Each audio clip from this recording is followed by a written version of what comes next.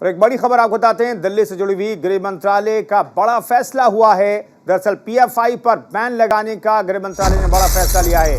हालांकि लंबे समय से पीएफआई पर पाबंदी लगाने की मांग उठ रही थी और फाइनली 2 दौर की देश भर में रेड के बाद जो आपत्तिजनक सामग्रियां मिली हैं, जो सबूत मिले हैं, जो साक्ष्य मिले हैं, उसके आधार पर ऐसा लग रहा है कि गृह मंत्रालय ने पीएफआई पर बैन लगाने का फैसला किया। ये 5 साल का बैन है। पीएफआई से जुड़े संगठनों पर भी पाबंदी लगाने का फैसला लिया है केंद्रीय गृह मंत्रालय ने। टेरर लिंक के सबूत मिलने के बाद बड़ी कार्रवाई की गई है। इस वक्त की बड़ी खबर, पीएफआई पर लगा है 5 साल के लिए प्रतिबंध। दरअसल कल भी 8 राज्यों में कई जगहों पर, कई ठिकानों पर पीएफआई से जुड़े हुए लोगों पर जबरदस्त रेड पड़ी थी। एनआईए और बाकी जांच एजेंसियों ने ये रेड की थी और उसके बाद आखिरकार शाम होते होते ये खबर सामने आने लगी कि इस पर कोई बड़ा फैसला गृह मंत्रालय ले सकता है। और फाइनली इस पर बहुत बड़ा फैसला गृह मंत्रालय ने लिया है। 5 साल के लिए पीएफआई और पीएफआई से जुड़े संगठनों पर प्रतिबंध लगाया गया है। तो पीएफआई पर बैन लगाने के बाद सरकार इस कार्रवाई को जायज बता रही है। सरकार का कहना है कि पीएफआई देश तोड़ने का काम कर रही थी। आइए आपको सुनाते हैं। कि राजस्थान में जो हो रहा है वह गहलोत और सचिन पायलट में क्या घमासान कैंप हो रहा है, आगे आने वाले समय में देखिएगा। यह कर्नाटक के भी दोनों नेताओं में किस प्रकार से घमासान होगा, आप देखते रहिएगा। राहुल गांधी जो भारत जोड़ो यात्रा पर निकले हैं, यहाँ कांग्रेस तोड़ो और कांग्रेस छोड़ो पूरे देश भर में चल रहा है।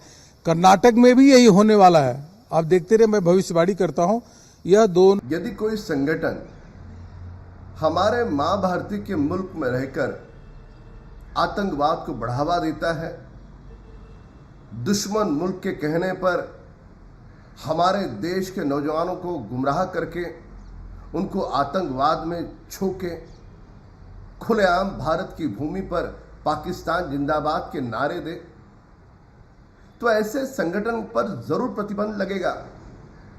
अब यह बदला हुआ नया भारत है, यह कांग्रेस दल के कार्यकाल का पुराना भारत नहीं है। इस नए भारत के मुल्क में किसी भी देशद्रोही गतिविधियों को बढ़ावा कतई नहीं मिल सकता। उन पर प्रतिबंध जरूर लगेगा। जो सरकार का ये जो प्रतिबंध लगाने का फैसला है, यह फैसला ये सुनिश्चित करता है कि इस भारत के भूमि पर आतंकवाद को हम पनपने। देखिए, पीएफआई एक बहुत ही सुनियोजित ढंग से षड्यंत्र चलाने का काम कर रहा था कि देश के इस अंदर अस्थिरता पैदा हो, सांप्रदायिक तनाव पैदा हो, जगह जगह सांप्रदायिक दंगे हों, पूरी अराजकता उत्पन्न करने की उसकी स्थिति थी। और बड़े पैमाने पर वो इस ड्राइव को चलाने का काम कर रहे थे। और विशेषकर जहां जहां पर मतलब इस तरीके की सरकारें थी, जहां इनको संरक्षण मिल रहा था, वहां तेजी के साथ पीएफआई पैर पसारने का काम कर रही थी।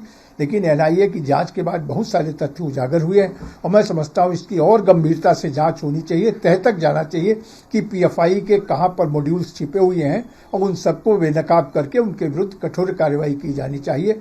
देश की आंतरिक सुरक्षा और देश की शांति के लिए बहुत आवश्यक है तत्काल पीएफआई पर प्रतिबंध लगाया जाए। देखिए, देश भर में जो दंगे हो रहे हैं और समाज को बांटने का काम हो रहा है, अलगाववादी ताकते के रूप में काम करना, यहाँ तक कि कुछ आतंकवादी घटनाओं में भी शामिल होने का प्रमाण पीएफआई के माध्यम से जो घटनाएं हो रही है वो इन्वॉल्व रही है। इसलिए यह संस्था जो है, जिसमें विदेशों से पैसा आता है और समाज को, देश को अस्थिर करने का काम करती हैं, इस पे बैन तो होना ही चाहिए। बहुत अच्छा निर्णय है।